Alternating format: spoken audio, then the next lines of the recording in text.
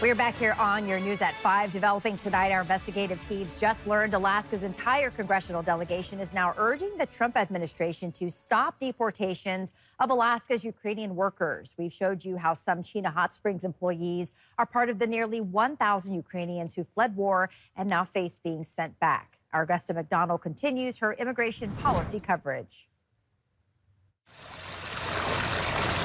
Chena Hot Springs is where the Kuchkovska family, who fled the war in Ukraine, has built a new life, where Maxim works as a mechanic.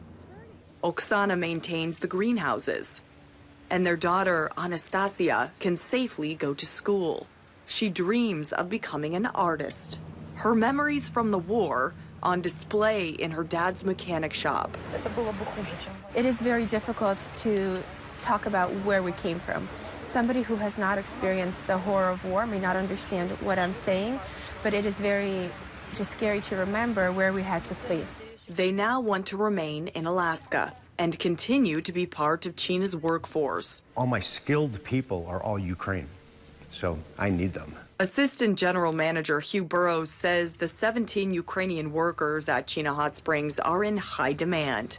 They're part of the nearly 1,000 Ukrainians now legally working in Alaska under the Uniting for Ukraine program, one of the humanitarian programs the Trump administration has paused. While there is a re-parole application process to stay here, officials approving paperwork sometimes miss deadlines. We need them. They're integral to this business here. We don't have them, we're in serious trouble. Burrows now worries about his workers facing deportation. I also am a big Trump supporter, so it kind of puts me in a conundrum with a lot of these things.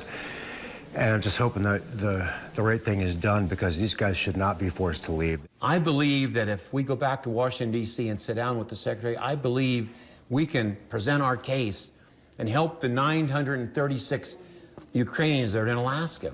And Chena Hot Springs owner Bernie Carl says solutions are needed to find a way to help all of Alaska's Ukrainians facing the same fate. Alaska's news source took his concern to Governor Mike Dunleavy and Alaska's congressional delegation. On October 20th, Senators Murkowski and Sullivan and Representative Begich sent a letter to Homeland Security Secretary Kristi Noem, saying in part that the delegation wants Ukrainians to have extended temporary legal status to remain working in Alaska until the war is over and it's safe to return. A spokesperson for Governor Dunleavy says he supports Ukrainians working in Alaska and appreciates their contributions to the state. For now, the Kuchkovska family stays in Chena. Temporary parole expires. What are your options? We're realistic people, but if something is going to, if a door is going to close, we believe another one's going to open.